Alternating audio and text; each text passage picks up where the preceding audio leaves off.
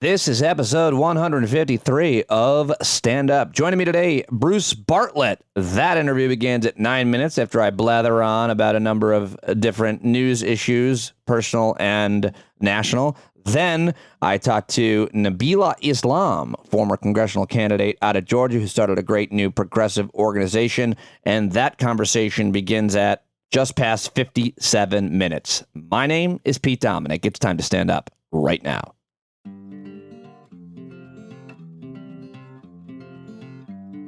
Hello and welcome to episode 153 of Stand Up. Thank you very much for joining me. I caught a groundhog yesterday in the garden. So that was a pretty big deal for me. I don't know what you did yesterday, but yeah, I have one of these it's called Have a Heart is the name brand, and it's a trap that doesn't kill the groundhog or whatever it catches, except for the fact that the two things that I've caught this year, it killed both of them. So yeah. I went out and saw, actually my daughter Ava said, "Dad, good news, you got the groundhog." I went out there and I looked at it and it was in the trap and there was no blood or anything. I thought it was playing dead, but it must have gotten pounded on the head by the metal plate that comes down and traps it in, because that thing was dead. And you know what? A lot of people out there listening right now might be upset with me, but I'm celebrating. This thing is a terrorist. It's terrorized my garden since the beginning. I've lost a lot of plants. It has eaten it right up. I'm not angry, but it's a war. I don't know what to tell you. It had to go, and I got it. And my daughter and I threw it in the car, and that's it. It's over. I can't say anything else because I don't want to admit to an illegal act. Anyway, that groundhog is gone. I'm sure there are more. I am coming for all of you. I hope you had an eventful day. I hope things are going well with you.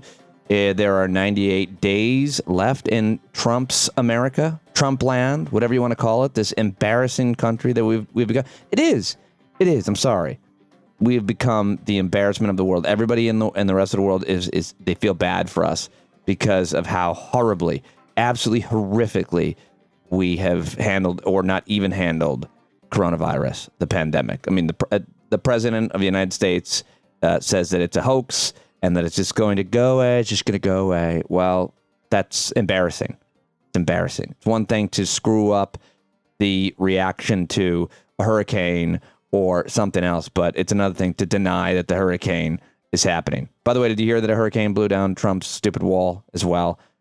There's so much stupidity. 98 days, and we can boot this motherfucker out of office and send a message to the world and to ourselves that we're better than this horrible nightmare that we have been enduring for so long. And we can try to get back to some semblance of, I'm not going to say normality. Nothing will ever be normal again. Things are permanently changed, but we can try to claw our way back to something. So much work to do. Thank you very much for listening to the show today. I've got great guests, and I'm going to be here every single day doing this show, talking to the smartest people I can find about the most challenging issues that we are all facing, and trying to find solutions and trying to work together with each other and remind each other that we are not alone. The president and his administration are sending 100 more deputy U.S. Marshals apparently to Portland, and they are also going to fail.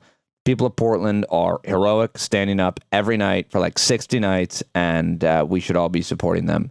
And it's insane that they're sending federal agents to these cities, and the cities are fighting back. But that's where we're at right now, America. That's where we're at. Remember, by the way, when Trump had peaceful protesters cleared outside the White House with tear gas and flash grenades so he could awkwardly pose by a church for photographs to dispel the notion that he was weak for hiding in a bunker a few days earlier? Remember that? Well, now, according to the Washington Post, Axios, Politico, and a number of other media outlets, an Army National Guard officer who witnessed protesters forcibly removed from Lafayette Square last month is going to testify that the Park Police's use of force was, quote, unnecessary and unprovoked escalation that he and his fellow National Guardsmen viewed as, quote, deeply disturbing. His name is Adam DeMarco. He's about to have his life destroyed for coming out and bravely being courageous and being honest. His testimony directly contradicts statements by the Attorney General William Barr in the White House about events that preceded President Trump's visit to St. John's Church for that stupid photo op. And DeMarco is going to say that demonstrators were behaving peacefully and that tear gas was deployed in an excessive use of force. Who's the listener, by the way, that sent me the video of protesters with lacrosse sticks picking up the tear gas canisters and throwing them back at the whoever is throwing them, these secret police, whatever they are. I love it. Some smart, thoughtful listener remembering that I'm a lacrosse player, or was, and I woke up to that this morning. I love waking up to your messages on Patreon. For those of you that are listening with a paid subscription that I communicate with on a pretty regular basis, or your emails, either way, I love connecting with you and staying connected with you. It's keeping me sane. So please keep all the correspondence coming. I'm reading almost every single thing you send me and trying to get back to as much of it as I can, as always. Let's go for some polling. How about that? 60% of Americans say the worst effects of the pandemic are yet to come. 28% of Americans rate the Trump administration's response to the coronavirus good or excellent. Who the hell are those people? They probably believe that Joe Biden is a lizard person. 48% rate the response poor, and another 23% call it fair. 53% of U.S. adults say that stress related to coronavirus has had a negative impact on their mental health, up from 39% in May. Talking to listener and friend Dan McDonald today, and we were commiserating about that because there seemed to be this kind of collective depression last week, especially. Number of things obviously happening. Losing John Lewis wasn't easy. And other great people as well that we lost. But last week, it just seemed that the numbers were so high and we were breaking so many records in Florida and California and other states, Texas. What's happening in South Texas, by the way, is an absolute travesty.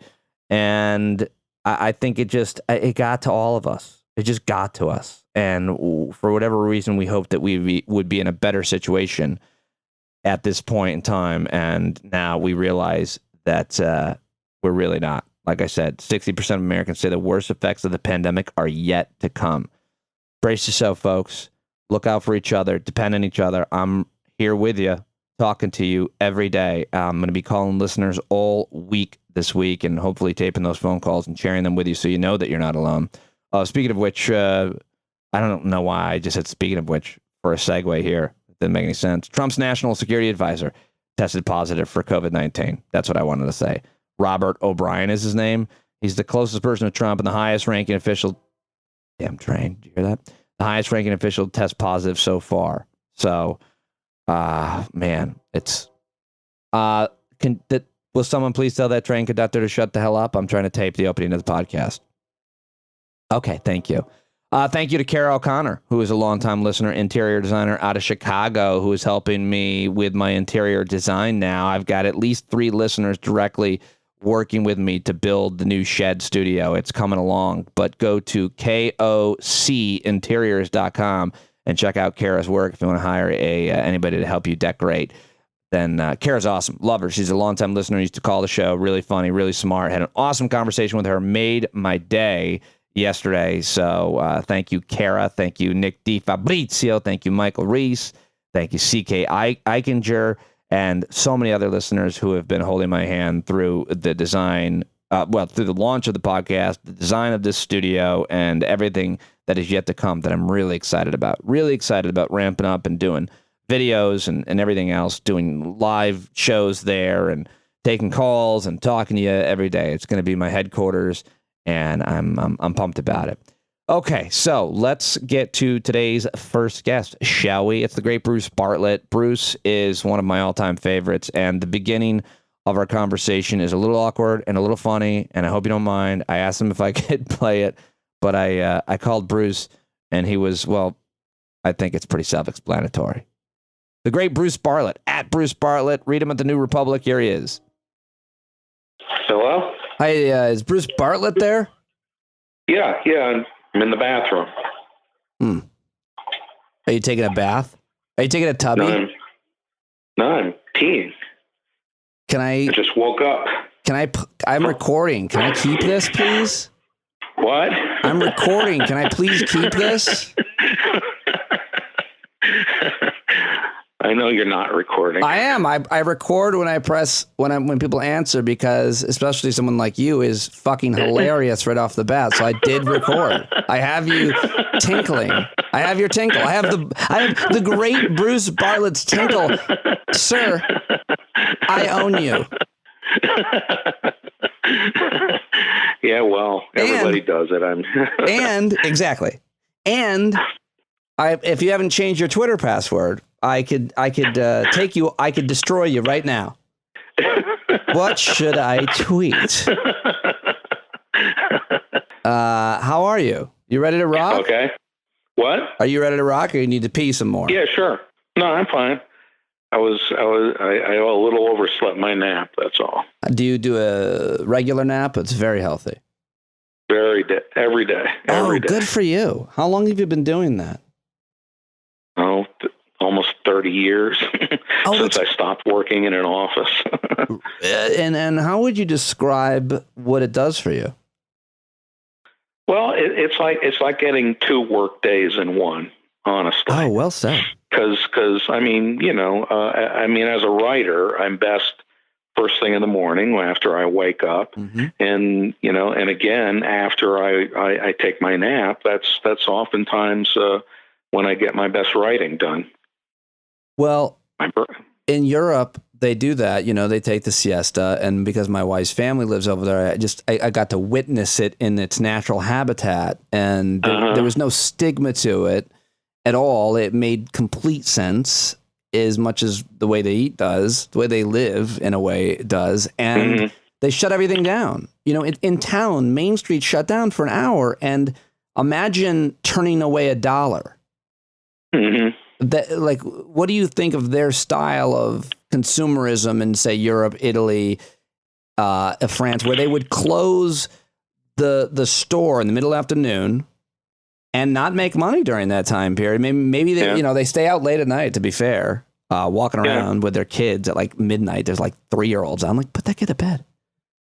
No, I think it all works out in the end, because I don't sleep as much at night as I used to.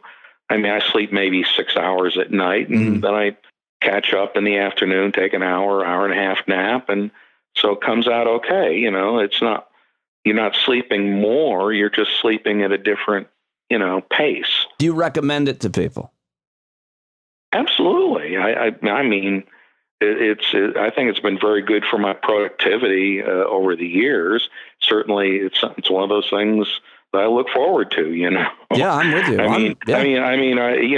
At different ages, we look forward to certain, different things. At my age, looking for an app's good, That's funny. As good as it gets. I heard you also look forward to A Country Time Lemonade. Is that accurate? Yeah, I do like lemonade. How did you find that out? I was just making up like old people things, and you went for it. I don't know. You're like in a rocking chair on a porch. No, lemonade's probably my number one favorite drink. I hear you hand out sweet hard candies to children on the sidewalk. No, I don't do that. That's not accurate. Well, whatever is working for you to write as well as you're writing, I got to say, I really like where you're at this point in your career with your writing. I've been following your work for a long time, and I did just want to say, I want to say this while recording to Bartlett, your writing has become don't miss for me. And in this very crowded field of great writers, young writers, innovative writers, your work is standing out to me. I'm really enjoying it. I'm really enjoying what you're doing at New Republic. Well, thanks. But, honestly, I think it's because the quality of everybody else's writing has kind of gotten worse.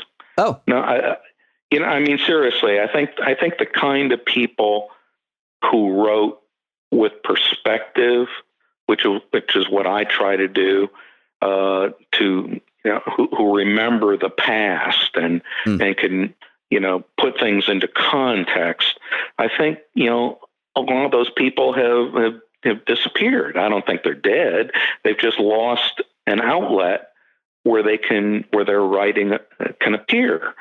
And all you've got are young people, many of whom are very, very smart, but they haven't lived long enough to have perspective, you see.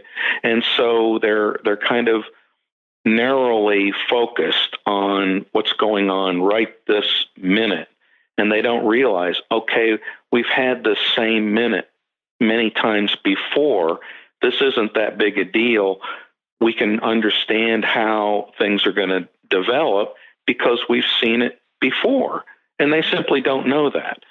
I mean, they can read history, they can try to learn, but there's a difference between learning something from reading a book and knowing something because you lived through it, right? Yeah, the perspective of living through history is a great value to your writing and to your work. Would you say, on the flip side, that some of these younger writers, is there anybody that you admire who, can do something that you can't because they can see it with a perspective of youth, or are they just naive? Period. Well, what they have that I don't have, frankly, anymore is energy. They can pursue a story that's currently hot and really, really dig into it in a way that I just can't bring myself to do it anymore. It's just I don't have the energy to get that deeply into something, and I don't get out and get around as much anymore, But what I have is, an entire room filled with hundreds of boxes of files that I've been keeping for 50 years. And when a subject pops up, very often I can just go to my file cabinet, pull out a file of everything that's been published on that subject for the last 50 years and even longer.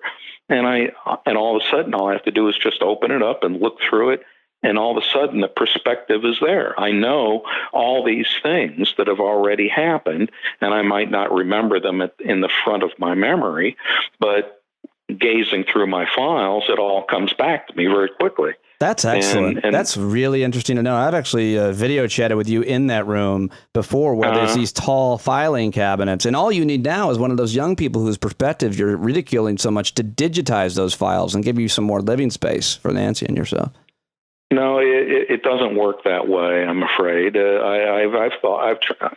I mean, whatever your system is, I'm just trying to make a joke. I think that it's great that you have that system. I think that it works for you. And I think that we profit from your ability to go over, like you live in this library of history, especially on the issues that you write so expertly about, and be able to reference them, which, and before I say brings me to one of your most recent pieces where you do just that, that makes you a very valuable writer and human being. I want to say that. Number two, who is it? Are there any writers of your generation who you respect? Anybody you can plug for us at all, or have any generation that you rate? Because I'm telling you, I'm loving what you're doing. Who do you like?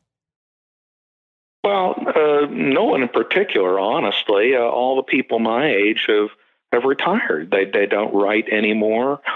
There are a few. There are so few. Nothing really comes to the front like James of my Fallows? mind. Yeah, he's a very smart guy, but I don't notice his byline that much. He's one of those people I think has lost energy. Who, he'll write a piece, every couple of months in the Atlantic or wherever his work regularly appears, and he's a very smart guy.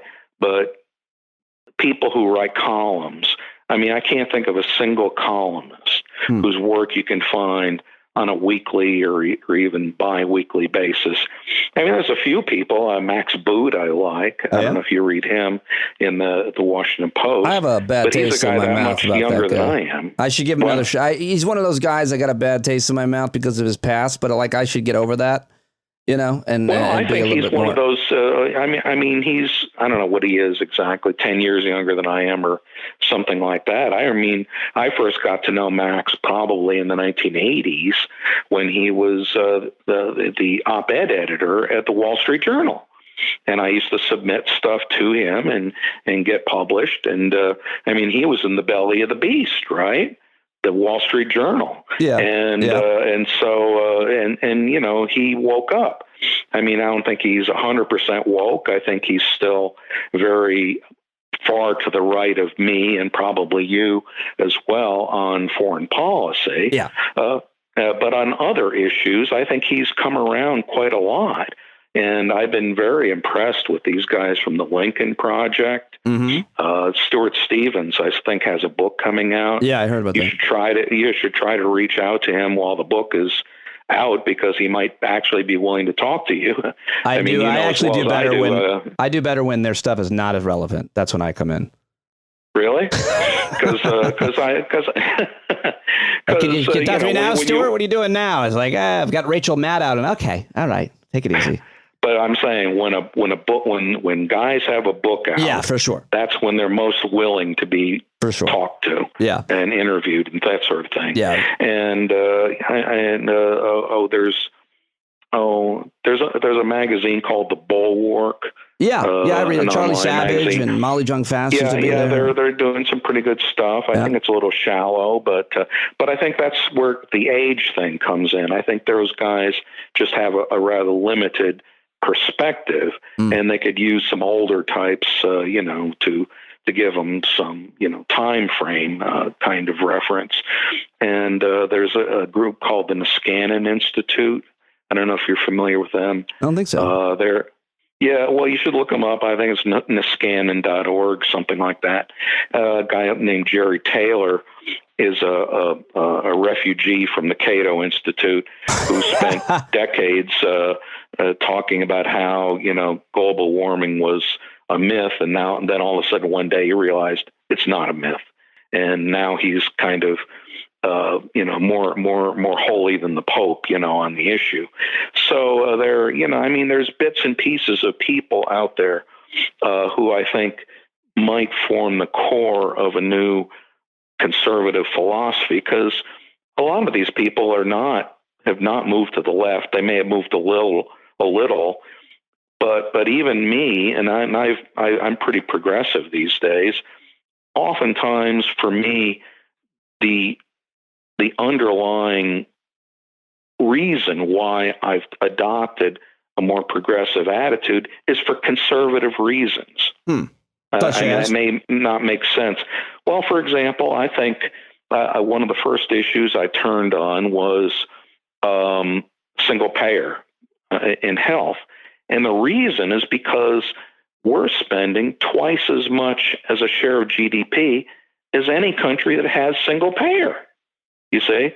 So I adopted single payer because it's cheaper as well as being better. You see what I'm saying? I get it, yeah. And I think that's a perspective that you don't tend to get. Well, that's because, generally speaking, conservative-minded individuals don't want the government involved in almost seemingly any type of commerce, healthcare, or even education, and maybe to some extent they're arguing now in terms of security, including the military, like privatize everything. Don't let the government run anything. Do you disagree with that kind of, or isn't that why that's usually that is what they say? But I think they're lying about their own motives. I mean, the argument that I grew up with is everything the government does is way, way more expensive than what the private sector does. But I think that that's just not true. I think the real reason they want the private sector running everything is because they can then steal more easily and privatize all the profits, you see. And so I think it's really corruption that drives them, not efficiency. And I think it's just a lie to believe that they care. Let me ask you about one of your three most recent articles. I'd love to, if we have time, to ping all three of them, to reference all three of them, at the New Republic. And I guess I like them all, but my favorite is the one titled, "The Whiners Who Earn $200,000 and Complain They're Broke. Many wealthy Americans insist they aren't rich, and that has profound implications in electoral politics as well as economic policy." Sir, it's very expensive to live in New York. Yes, it is. So I have to make, $500,000 to even have a decent way of life and send my child to a private school. Look, I'm not saying that these people don't have legitimate problems. I just think that they're tempests in a teapot. They're dealing with problems that are trivial compared to the real problems of real people. They don't have to worry about health insurance. They don't have to worry about where their next meal is coming from. Lots and lots of Americans, especially today, who, people who were just getting by when things were going well and have lost their jobs, lost their income. They have no money to pay their rent. They have no money to buy food.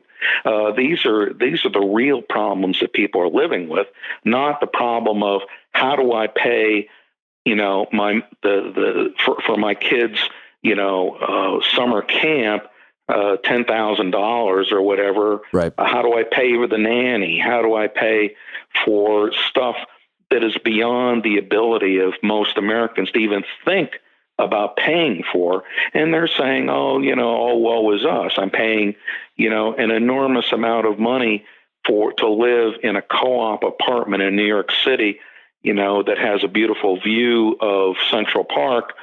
And most people, are worrying about paying a rent in a dump, up in Harlem or someplace. This is, it's just, Marie Antoinette, let them eat cake.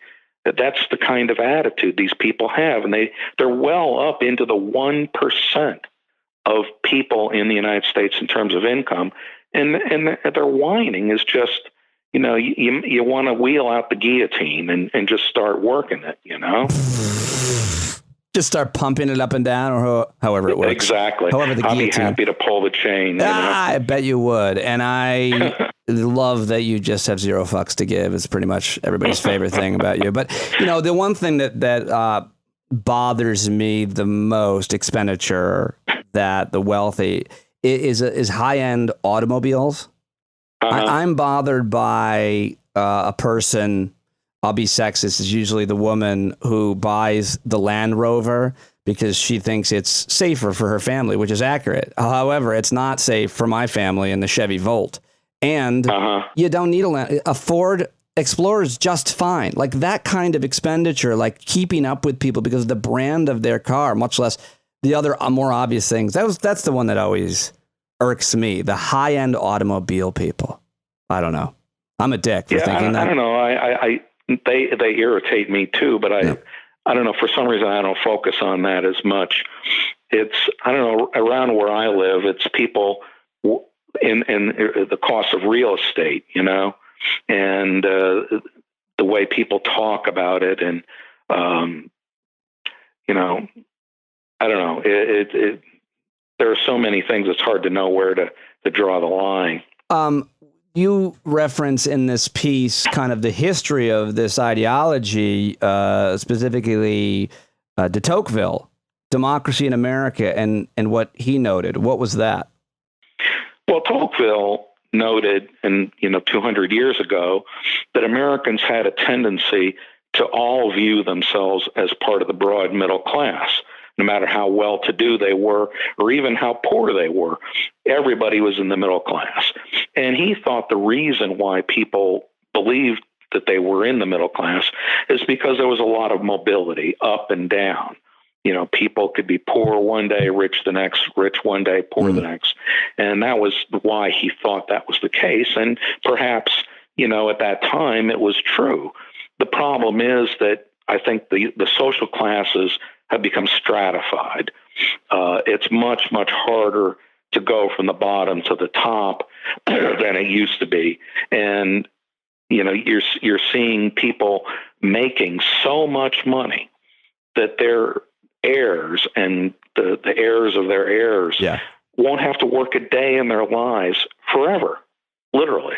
I mean, we've got people making, we're going to probably within our lifetime, yours and mine, even mine, and I'm older than you, we'll see the first trillionaire.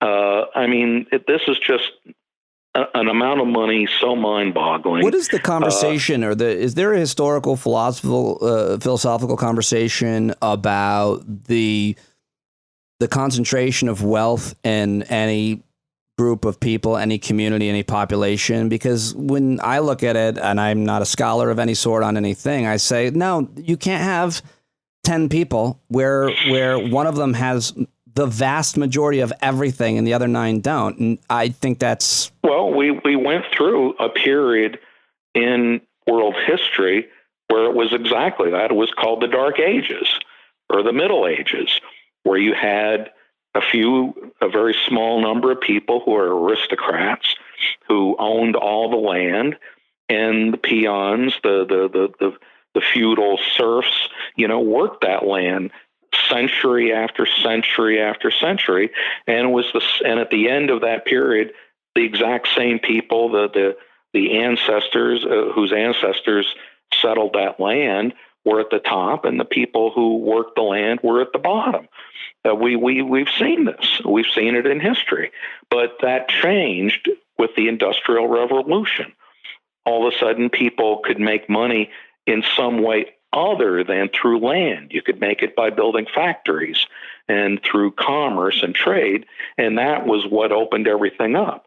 But viewed over the long perspective of history, what we've had the last 200 years or so is relatively new, and we're getting back, I fear, to a kind of neo-feudalism because of because people who at the top are just you're not seeing the turnover that you used to see when you look at the data, and I talk about this a little bit in the article, of people going from being poor to becoming rich. It turns out they're the children of the ultra wealthy, and people of that sort who they're just out of college, they're working their first job, maybe their parents have put them to work in the family company at the bottom of the totem pole so that they learn the business from the bottom up.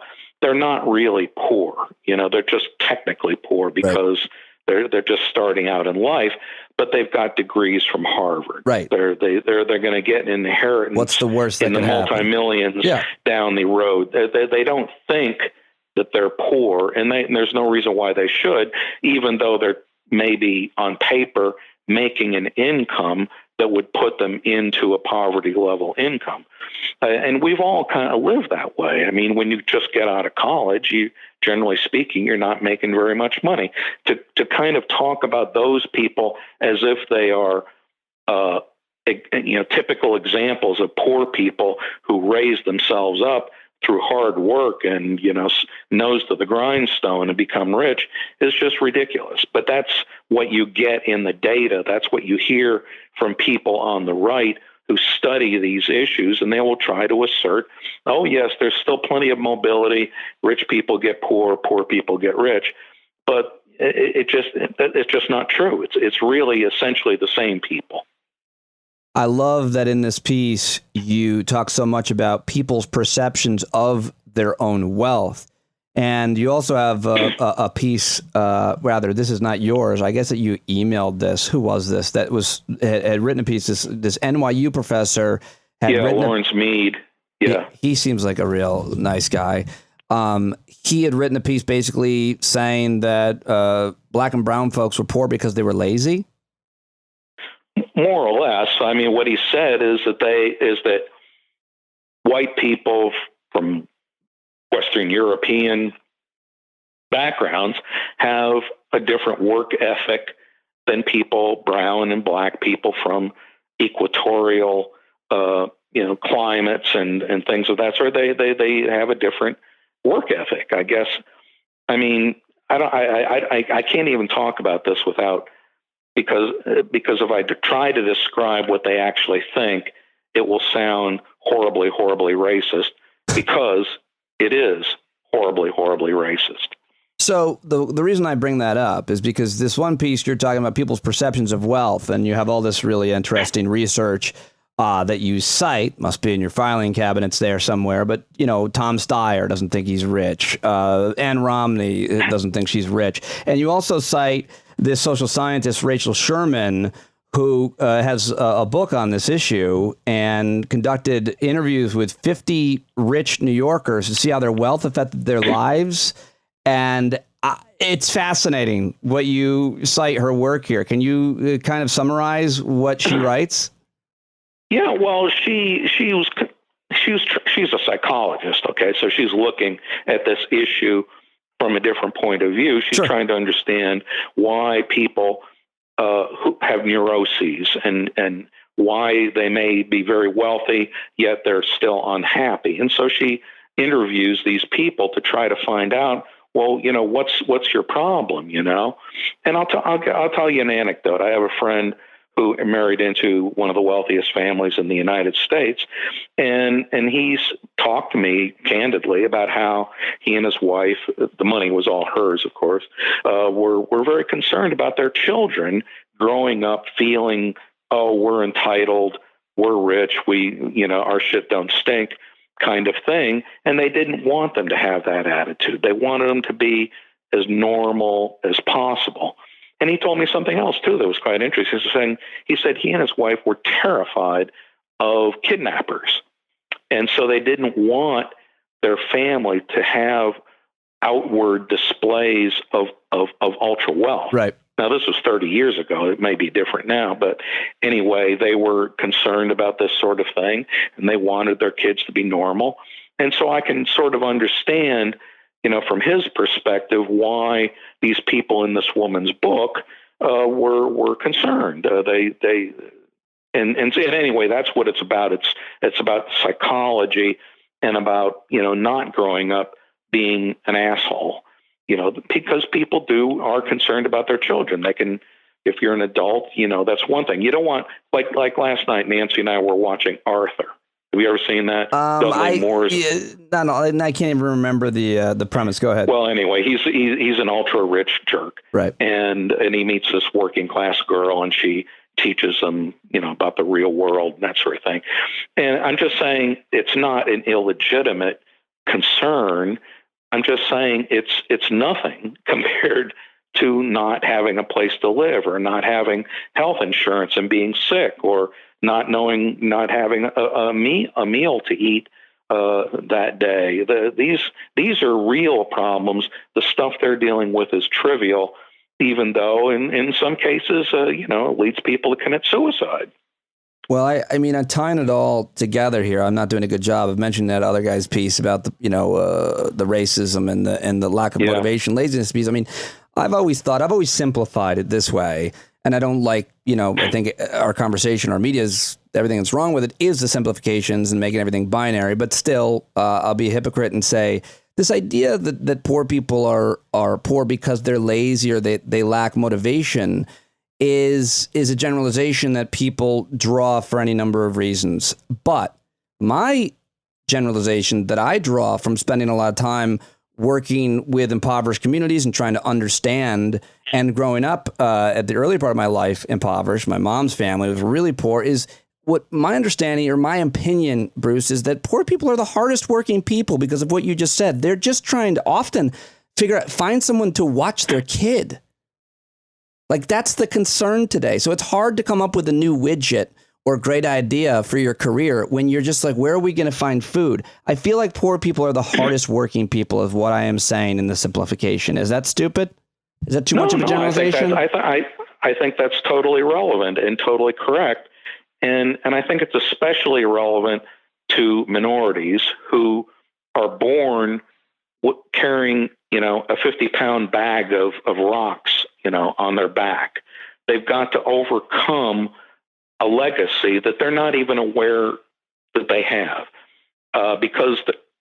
it's because people like us, white middle-class people, aren't fully aware of the advantages we had simply by being white, simply by being middle class, growing up maybe in the suburbs rather than the inner cities, going to a decent school, things of that sort that you simply take for granted. And like you said, the littlest things, getting a car, getting a sewing machine, fixing a car. I mean, they're not, you buy a used car or you get a car somehow and then it breaks because it's used. But I mean, in where I grew up, it was very common for kids to have a car. It wasn't. Me too. It might be a dump, a crappy car. I had a $900 Plymouth Reliant that I totaled day 3. So transportation wasn't a fundamental barrier to your ability to get a job, to meet other people and that sort of thing. It's just very, very hard.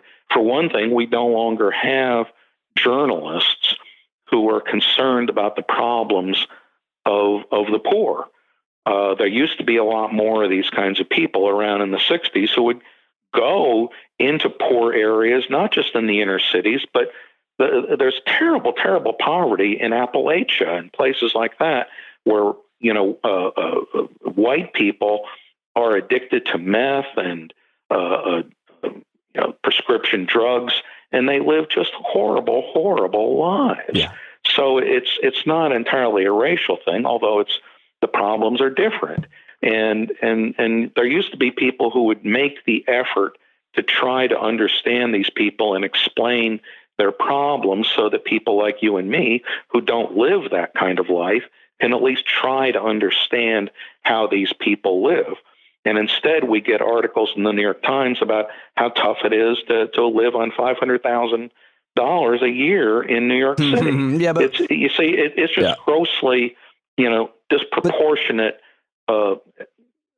We wouldn't need that kind of journalism, I feel like, if we were not so segregated. You would just know.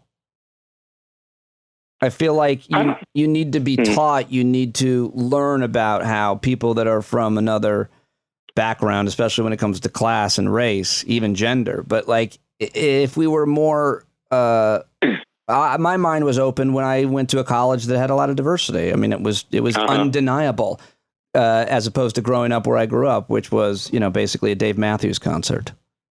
Right. Well, I don't know how you do it. That's a little above my pay grade. The only reason I know as much about it as I do is because I've made a strenuous effort to learn about it, especially in terms of history. As you may remember, I wrote a book on the race issue about 10 years ago. Yes. And a lot of that research I had kind of missed in college. And when I got into it much more deeply, it woke, it was eye-opening to me. And then I learned a lot that's turned out to be very useful, because one of the things that I studied in terms of the politics of the South turned out is extremely relevant to the politics of today. Which is? One of the things that I learned is in the 100 years or so after the Civil War, there was a kind of political structure where you had these very wealthy people that were known as Bourbons, after the French royal family, who basically ran the whole show. They were the rich people, the bankers and the railroad executives and people like that. And they kept political power because they kept the working classes and the poor from joining together to elect representatives who would actually help them. And the way they kept them divided was over race. So you had these poor whites who were, exactly as poor as the black guy across the street, but they kept them divided by using racism.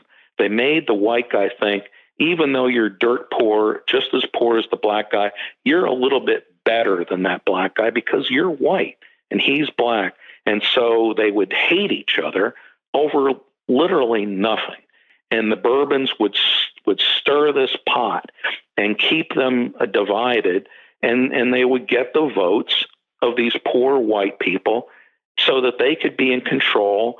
And they were deeply, deeply corrupt. They were stealing constantly from the government. They would not allow the government to do anything meaningful to help poor people, whites or blacks. I mean, to this day, the schools in the South are shitty. They're all terrible. And you've got the Bourbons send their kids to private schools. The public schools are terrible. The South is and has been the poorest area of our country for 150 years. You can look up the data at the Census Bureau very easily. They have the lowest per capita income, the lowest household income, and you have the most extreme divisions in terms of wealth. You've got very, very wealthy people and tons of poor people, and yet they keep wanting the United States, the country as a whole, to adopt the same policies that they have in the South. No unions, no government regulation, extremely low taxes, very little government spending, nothing spent on schools or hospitals or things that would actually help average people. And they have convinced people that this is in their people who are suffering from these policies. They've been extremely successful in brainwashing them to believe that these policies are in their interest. And they have a whole, network of communications, Fox News and things like this, to try to peddle this, idea to the country as a whole. And now you have the Republican Party has basically represents the Southern bourbon point of view. And it's just absolutely astonishing that so many people hurt themselves by supporting these policies. And I don't know what you can do about it. So well said. I mean, I used to listen to these guys on the radio all the time and think, what the hell? Why would you believe that? He's not identifying the problem. Of course that's not. And I couldn't believe that people were buying a lot of this stuff, but they sure were good at performing and selling it. And one of those ideas, and then I'll let you go. I mean, I could talk to Bruce for 2 hours if he'll allow, but is about the Federal Reserve and monetary policy. And this piece, I think it's your most recent piece at the New Republic, is titled, "Even Milton Friedman would oppose Trump's latest Federal Reserve appointment. If the president gets his way, Judy Shelton will bring crackpot gold buggery back to the central bank." I think first, as you do in the piece, explain the history of this idea of gold being the standard. Well, first of all, again, this kind of gets back to a Southern point of view that the ultra wealthy, the Bourbons, supported the gold standard because they had all their money in government bonds and things of that sort. And if you have inflation, the value of that bond goes down. So they wanted to impose a gold standard to make sure there was never any inflation. And if there was, there would be a deflation afterwards to offset it, so that the value of their bonds would remain stable, you see. But it was the poorer people who wanted an inflationary policy because that was what was good for them. And you had guys, once upon a time, guys like William Jennings Bryan, who attacked the gold standard because he represented the poor, the populace of the country. Now, theoretically, Trump thinks he represents those people. Right. And when he talks personally about monetary policy, he says, yes, we need more of an expansive monetary policy to help the country. But he has surrounded himself with people like Larry Kudlow, who are out of the investment community of New York City, who have a bourbon point of view. And so Larry is, for whatever reason, has become Trump's key economic advisor, and apparently his key advisor on the COVID virus too, because he's always talking about it. Yep. But anyway, Judy Shelton is part of his world, his community. I know Judy. I've dealt with her over the years. I worked for a guy named Ron Paul, who was a very big gold standard guy. So I know where all this is coming from. And one day there was a vacancy on the Fed, and the head of presidential personnel went to the president and said, "Who are you going to appoint to fill this position?" He said, "Ask Larry. He'll take care of it." And Larry said, "How about my friend Judy Shelton? We'll get lots of benefits in the media by appointing a woman to this important position." Did he say that, and or are you just assuming? I'm sure that's what he thought, because I know how he thinks. She seemed qualified to him because she's written books about monetary policy and so on. But her views are the same as Larry's. They like the gold standard. They like no inflation because that's what's good for the bondholders, for the rentiers. And so he tells, Trump, "Why don't you appoint this woman, Judy Shelton? She's a friend of mine. She'll do great." And Trump says, "Fine." That's the way it operates. And so anyway, she and this other crackpot named Steve Moore. Oh yeah. Who I have, so anyway, they were nominated at the same time. Did you want to say something bad about him? Go ahead. Well, I was just going to say he was so bad that he was, withdrawn a couple of months ago. But Judy's still in there kicking away, and a lot of Republicans are thinking, how can we fill these key economic policy making positions so that they will still be in power even after Joe Biden wins? And the Federal Reserve, you serve a 14-year term. So Judy Shelton gets onto the Federal Reserve Board. She'll be there for the rest of her life, and going around giving speeches about how we need the gold standard or we're going to have hyperinflation tomorrow. And so this is all part of their strategy to try to cement their policies into place to where they cannot be changed in the future, even if there's a change in power, which, we all hope there will be. What is the issue with tacking the our currency to the current market price of gold? Well, for one thing, the market price of gold is extremely volatile. The Fed would be tightening one day, loosening the next day in an extreme degree because gold standard advocates believe any increase in the price of gold means inflation is going to happen any day now. That it's guys like Steve Forbes, I've heard him say this many times, say that the price of gold is like a thermometer. Okay, so the thermometer goes up, that means it's getting hotter. If the thermometer goes down, it's getting cooler. And he says the gold standard should operate the same way with monetary policy. The Fed should take money out of the economy and tighten money, raise interest rates every time the gold price goes up. And theoretically, they should loosen if the price goes down. But of course, they always forget about the second half of that equation, because what they really care about is inflation.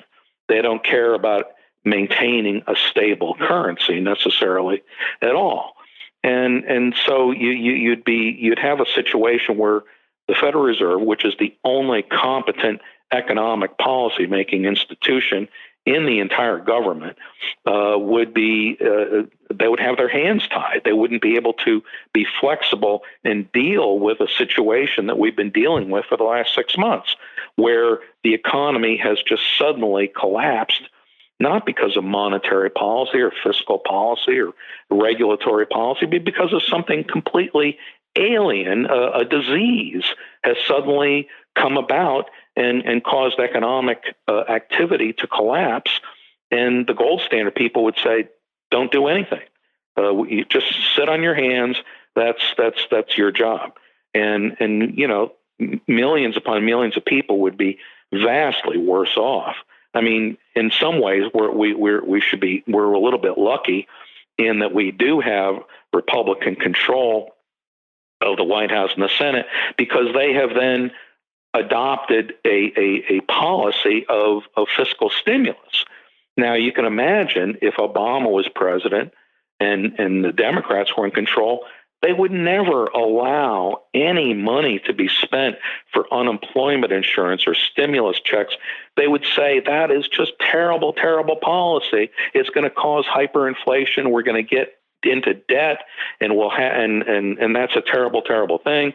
But we know they would do that because they did that in 2009. That's exactly correct. So when we The benefited. economy was cratering. Ironically.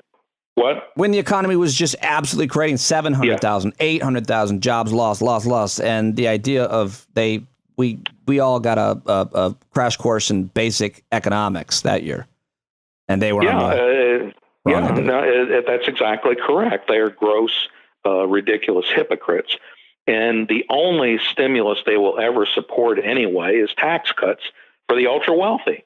And you're still seeing, if you pay attention to what Larry Kudlow's saying, he's still saying we need tax cuts. We need more tax cuts. No, we do not want to allow people who are unemployed to continue to get, slightly higher unemployment compensation. That's bad for the economy.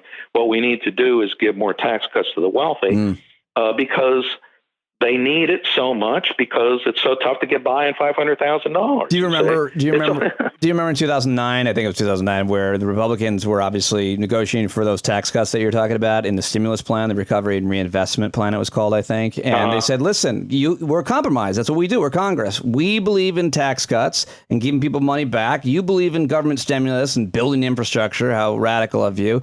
And so let's compromise. And so Obama was like, look, I don't think that's going to make a difference, but if it'll get your vote, if it'll make it pass, fine, we'll give tax cuts. So about a third of the stimulus. And then they all voted against it anyway. They all voted against it. After he gave them what they wanted, they still all said no. Yeah. And he was stuck. I mean, one of the problems with tax cuts is it only helps people who have income. Yes. If you don't have any income, a tax cut's not going to do you any good at all. No, and those are the people who need the money.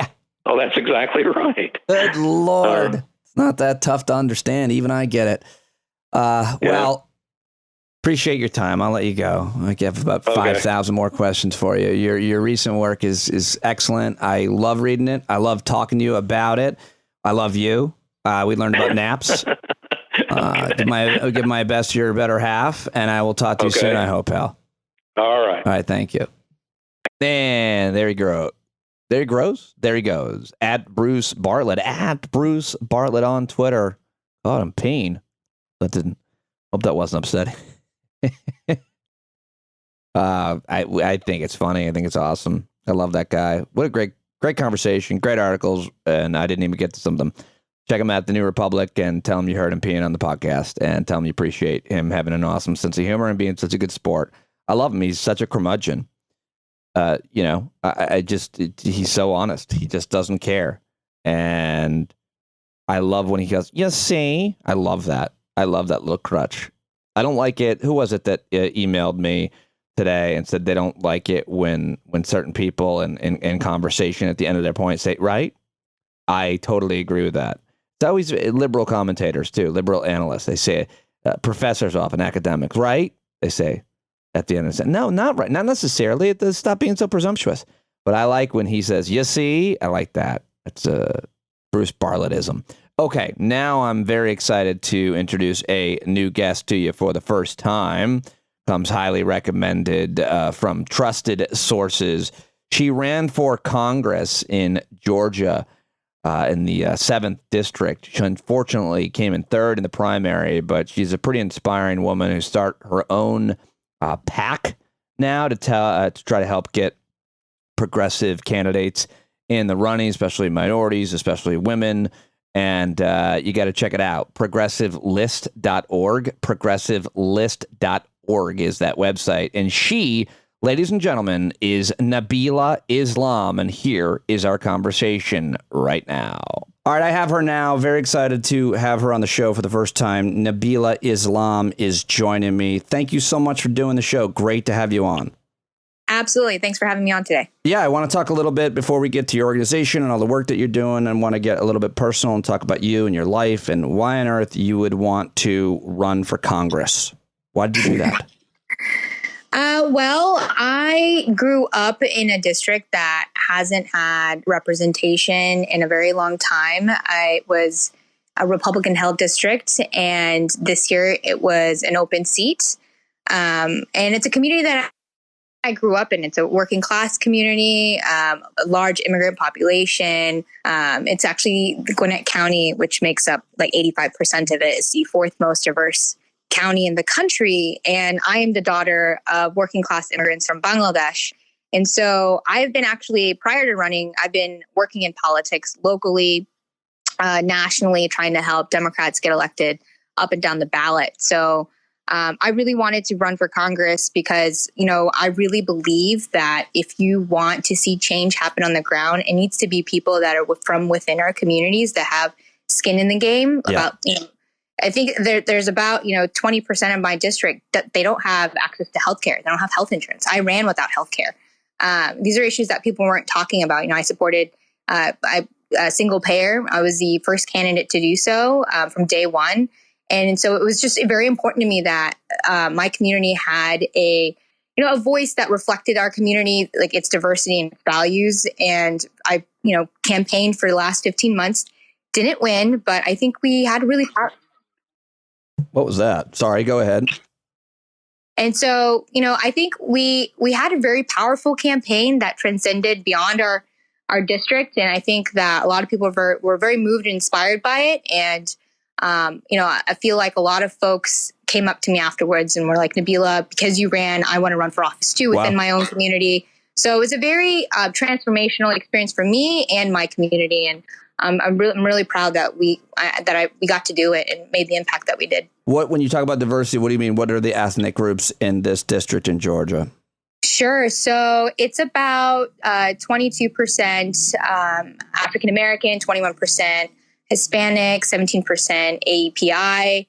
The Senate district, the state Senate district that I live in right now, my state senator is a Bangladeshi immigrant. He was the first Bangladeshi Muslim to get elected to the Georgia state legislature. And it's the third most diverse state Senate district in the country.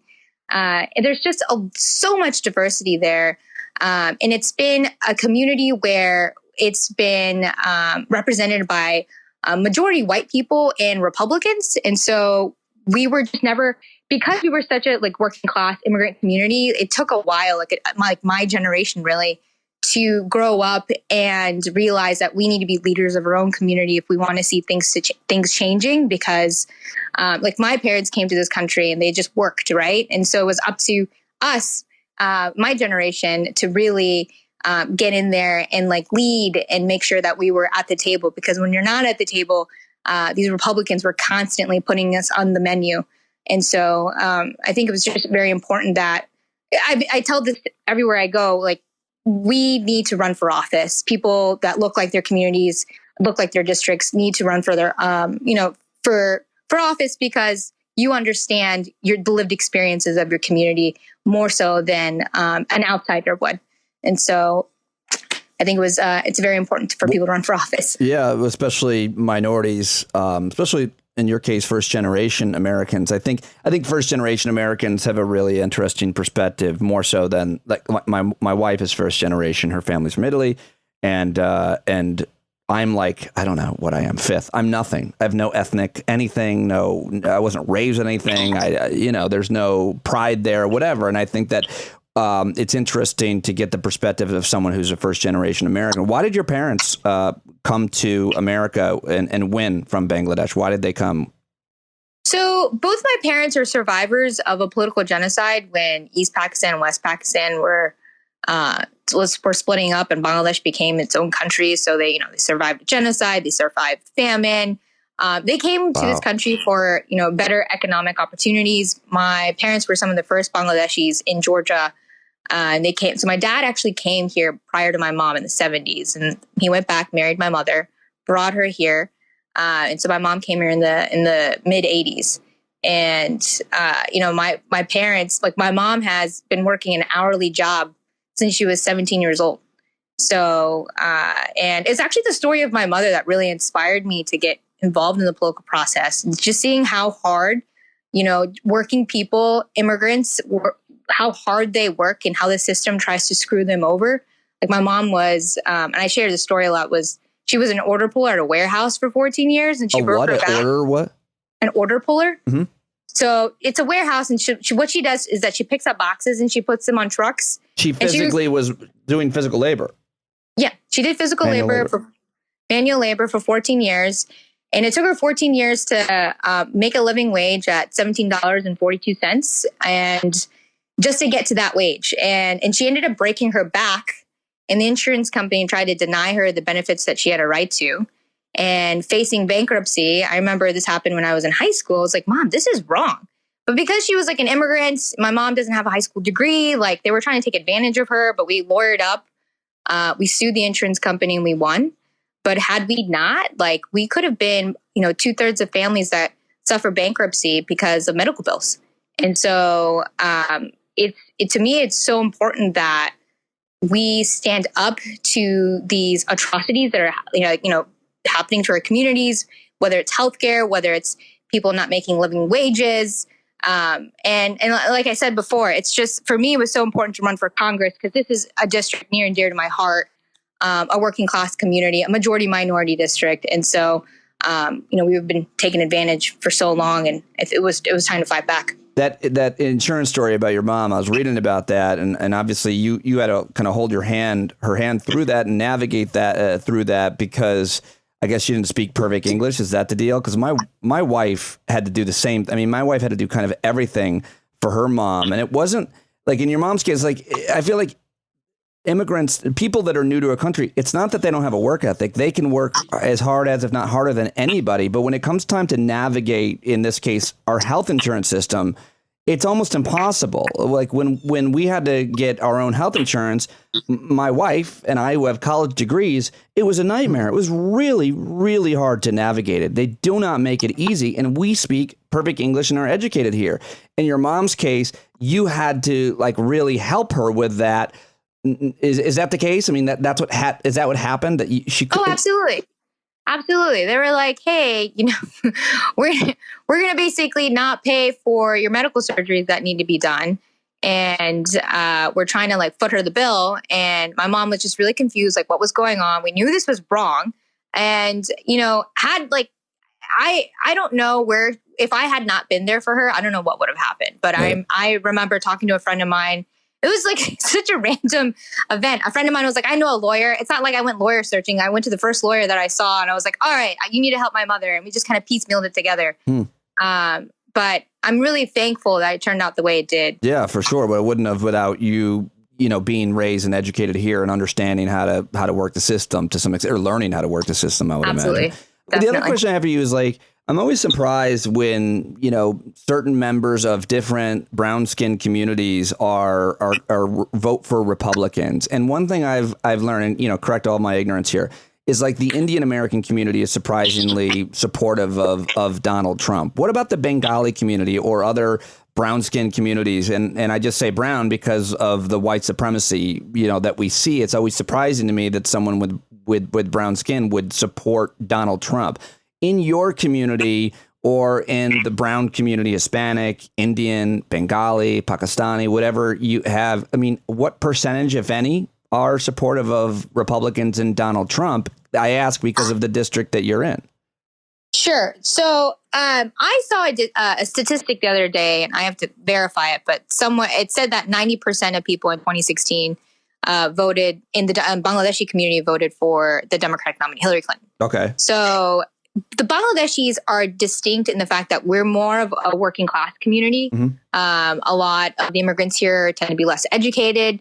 But I feel that, yes, I do see a lot of, brown folks, people with brown skin, supporting Donald Trump. And I think that has to do with more of it's classism. So right. The people that are well off and well to do, I have found that, they want to fit in with certain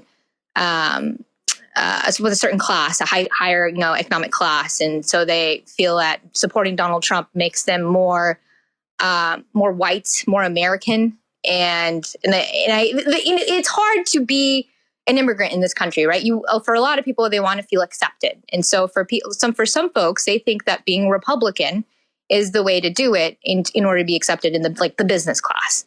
So it's kind of like, I just see it kind of being a sellout because, this administration, Donald Trump, has been nothing but hostile and xenophobic to our community. And it's just like, how could you ever support someone that would look you in the face and consider you an other? Right. That's kind of, the way I see it. But that's why I'm always surprised. Were you, when you were growing up, did you ever feel like people that looked at you because of the way you looked or because your last name is Islam? Did people project that you weren't American? Did you not feel American, or did you feel completely American and get very frustrated that anybody would see you otherwise? So it's interesting because my life before 9/11 and after 9/11 are different. Oh, right. So sure. I don't know how old you are, but let's say that. How old were you in September 2001? I was 11. So I believe I was 11. Yeah, I was in sixth grade. Okay. So, but when I was in elementary school in fourth and fifth grade, I wore the hijab, right? And people thought the hijab that I was wearing was super cool. They're like, oh, Nabilah, that's a really cool bandana. And I'm like, yeah, sure, bandana. And so then, were you the only one? Were there others? I was the only one in the entire elementary school. Wow. And then I was in the honors chorus, and there was a Christmas play. So every year it's like one of our favorite things to do, where every grade, kindergarten through 5th grade, would come to the Christmas play, and they casted me as a leading role in the Christmas play. And here I was, a little Muslim girl, Nabilah Islam, with a hijab on, playing the leading role in the Christmas play. No one said anything. Now, after 9/11 happened, and things got a little weird. I remember neighbors like driving up while I was waiting for the school bus to ask me where I was born. I remember being like 11, being like, all right, I know why this older white lady is asking me where I was born, because she's just like, she's scared, she's afraid. And I remember telling her I was born here, and she goes, great, you're one of us. And I never felt like that I was never not a part of my home. And so, yes, I have been discriminated against. I've been a target of Islamophobia. I experienced a lot of that during my campaign, but it's unfortunate. And that's why I encourage people that, look like me from different communities, the Muslim community, to run for office, because I really think we should have a voice at the table. What was it like growing up with your last name being Islam? I mean, what kind of things, like, because I don't know, you don't know me, so I wasn't going to open with this joke, but I kept thinking about, when I was going to interview you, I kept thinking about Barack Hussein Obama, and how when I heard that he was running, I was like, there's no way that guy's going to gain any traction. His middle name is the same as the Iraqi leader, and his last name is one letter off Osama. There's just no way. But of course, once you met him and saw him, or heard him speak, you're like, oh, this guy's. I mean, I'm sure the same is with you, but it must have been a hindrance, and even with jobs. Well, I worked in Democratic politics, and so Democrats tend to be more open-minded than Republicans. Yeah. So yeah. I was definitely working in an industry that was not closed off to me because of my name. But I will say that having the name Nabilah Islam, people automatically know that you're Muslim, and I feel like that I didn't really go through a ton of Islamophobia until I was running for office, where I was more in the public eye. But I tell people all the time, like, Nabilah Aisha Islam is an American name, right?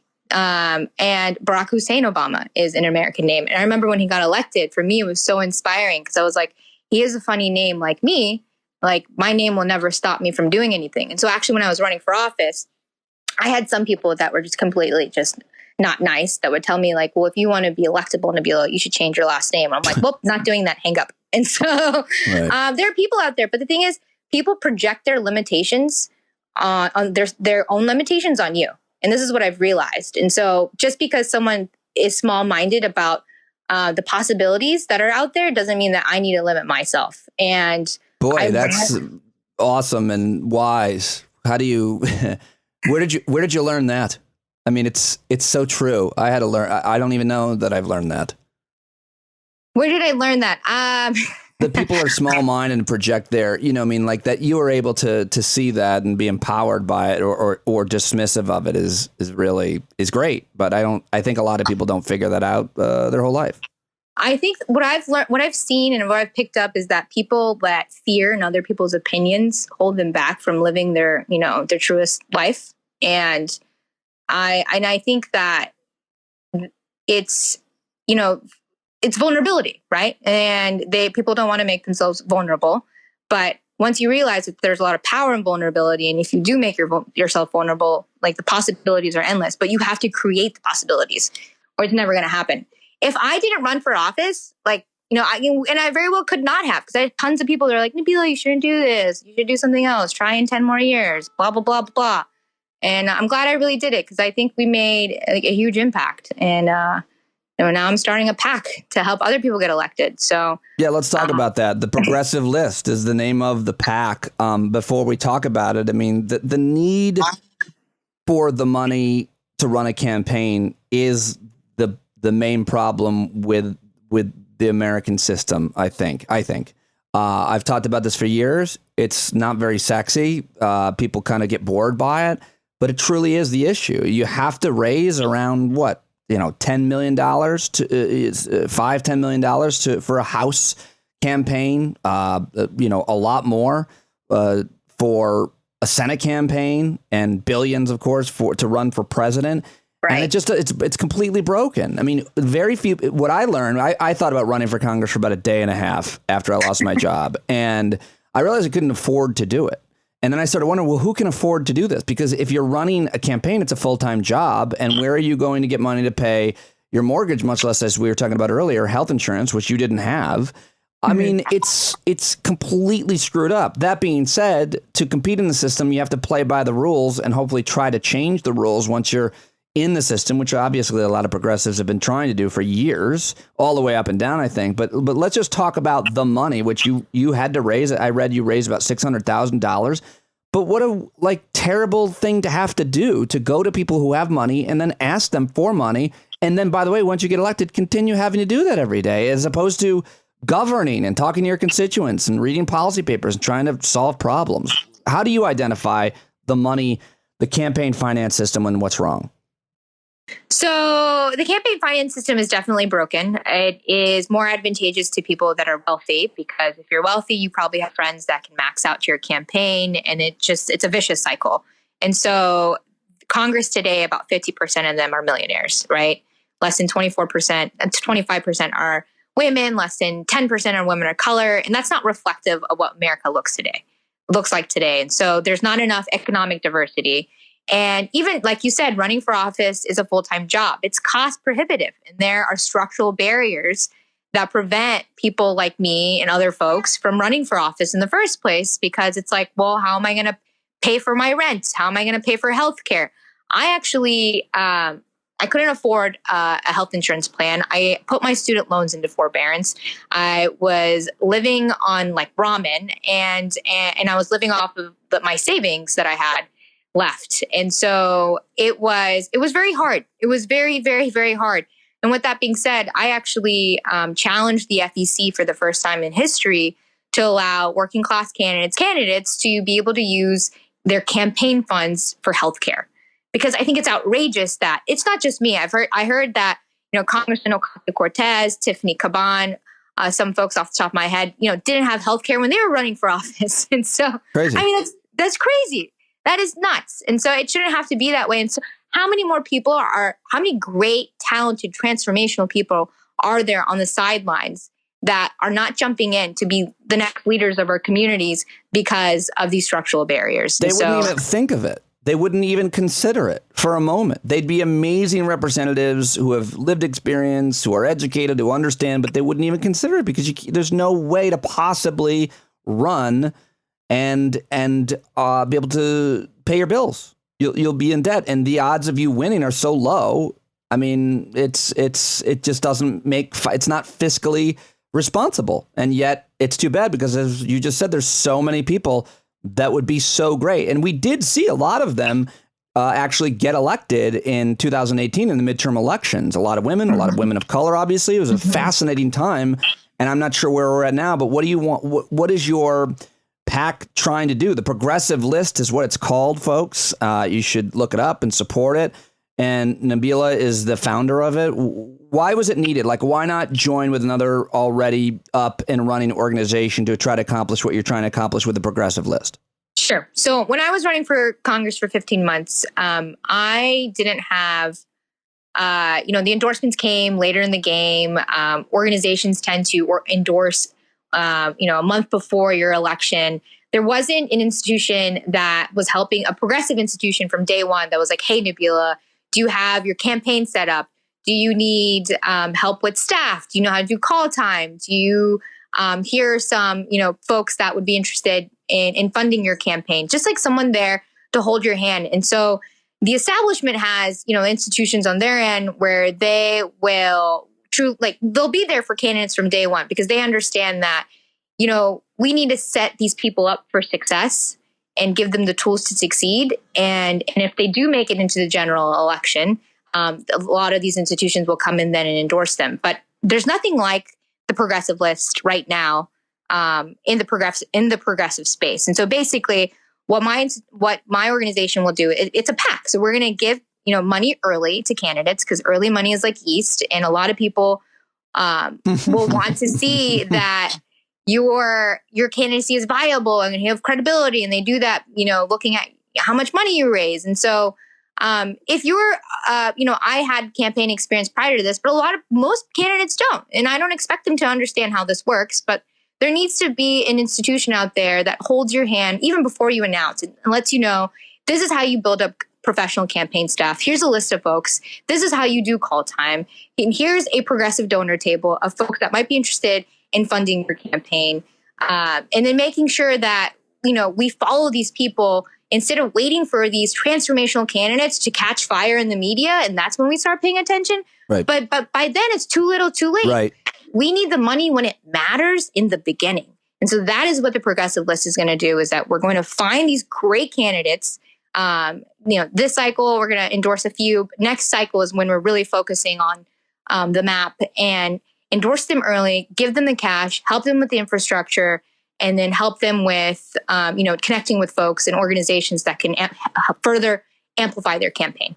I feel like looking at you just on paper and talking to you a little bit, you have a deep understanding of what it's like to owe student loans. You have a deep understanding of the broken healthcare system. You have a deep understanding of systemic racism and our immigration issues. And I'm assuming you have a deep understanding of what it's like to be a woman, much less a woman of color, in America today. When you combine all that, it makes for a perfect candidate because you understand the struggle of intersection, so many different intersecting groups, including, by the way, obviously plenty of people that aren't minorities, including white men, deal with student loan issues and healthcare issues, especially. So these are big, broken problems. But I want to ask you about maybe a couple here, specifically the racism issue. How do you see the popularity of the Black Lives Matter movement since the death of George Floyd and the pandemic and the fact that, like, for 60 days since George Floyd has died, we have seen protests throughout this country? Are you surprised by it? Are you inspired by it? How do you see these protests and the reaction, and specifically the changing of public opinion on Black Lives Matter, which is, in my opinion, surprising, but super inspiring? How do you see it? I think it's super inspiring. Look, when Black Lives Matter first started, it was vilified from the right, from the people within the Democratic Party, seeing them as a nuisance. And I've been to so many rallies where there are more allies from, white people that would have showed up at a women's march, but not at a Black Lives Matter protest. And so I'm starting to see some real solidarity from within our communities. I think that it doesn't surprise me where we're at right now in our history of constant police brutality and police not being held accountable. It's been Black men that have been heavily targeted and incarcerated at an uneven rate within our prison system. I think that people are sick and tired. They want to see, policy changes happening. And we're starting to slowly see that, locally. Folks are now talking about, federal changes, and it's a movement. Black Lives Matter is a movement, and I think that it had to take a movement like this to actually push, the consciousness of people to push for change. And so it's unfortunate that it had to come to this point. That